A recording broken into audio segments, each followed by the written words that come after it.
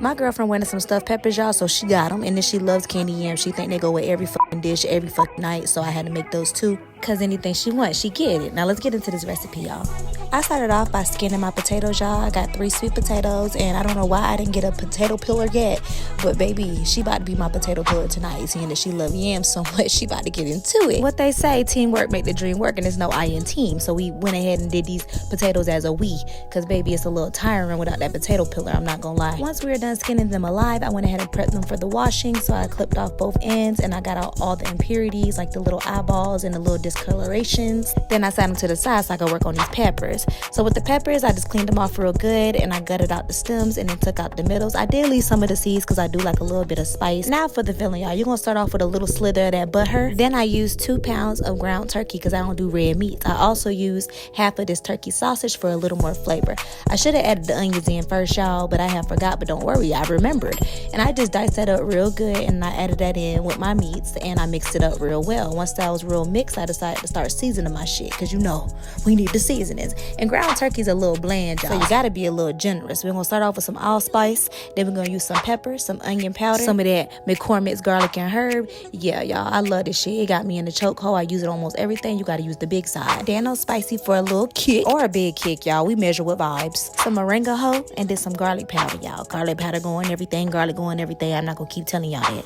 A little bit of salt just because we gonna need it. Once I got to mixing it up real good, I saw it wasn't gonna get as dark as I wanted it to, and my baby is a ground beef person, so I added some soy sauce for color, a little more flavor, and some of that smoked paprika, and then some crushed red pepper flakes for an extra kick, because she likes spicy, y'all, and I'm aimed to please. I had some extra rice left over from yesterday's meal, so I went ahead and added that in. Saved me some time and some effort, baby. I ain't have to make no new rice. Yo. Now this is when you want to add the sauce of your choice. You can either make it homemade, or you can get it from the jar like I did. You know, you can skip corners sometimes, y'all. It's okay. How much or how little you add is totally upon you, y'all. But I just wanted mine to be a good consistency, not too thick, not too thin.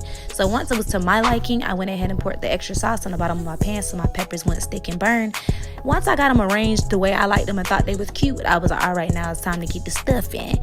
So I did red, green, red, green. So I started off by putting a scoop of my mixture inside, and then I went ahead and got some pepper jack cheese that I cut into some squares to fit perfectly inside my peppers. Then on top of that, I put another layer of my rice. I realized that I could probably add some more, so I went and got a spoon and I pushed my stuffing down because I want these bitches stuffed, all right? Once my peppers are overfilled with love, y'all, that's when I decided it's time to add some more cheese. So I used some mozzarella.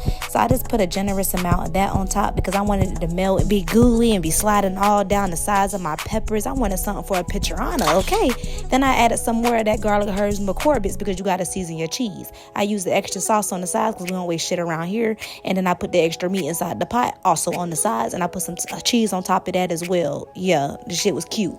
Throw it in the oven at 350 until your peppers are nice and tender and soft and your cheese is melted. Now it's time for these yams. You want to get the sharpest knife inside your shelf cabinet, wherever you got it at, and you want to cut them into 1/2 inch thick. I try not to do them too thick. 1/2 inch is good for me, but you can cut it however you want to. It's just going to cook a little bit longer. 1/4 cup of water is all you need, y'all. The yams create their own water. If you want it to have that candy yam consistency, you do not want it too watery. So I started layering my yams on the bottom like this, and then that's when I put my seasonings in between.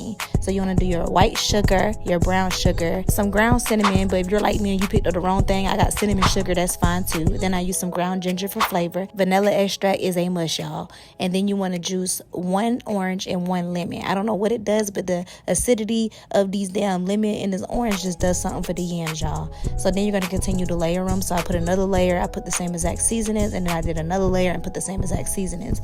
Now you want to cover your pot up, but you want to leave a little breathing space. Do not put the lid completely on top. You need it to steam a little bit. Once you've been cooking for about 20 minutes, y'all, you want to go in and flip your top yams over and immerse them inside that juice so they can get the cooking as well. After 10 to 15 more minutes, they should be done. Now you want to take your juices out your pot and you want to put them into a separate pot. You want to add your butter and let that melt. Now while your yam juice is bubbling in the next pot over, you want to add a little more sugar. Once it gets to looking like this, you can turn it off the heat and it should be a little bit more thicker. Now that your butter is all the way melted down, you want to go ahead and put a little bit of salt because yams ain't shit without salt. In a baking dish, you're going to put yams first, marshmallow second, yams again, yam juice third, and you're going to put marshmallows on top. Few shakes of that cinnamon sugar, and then bake it at 325 for about 15 minutes, and boom, you're done.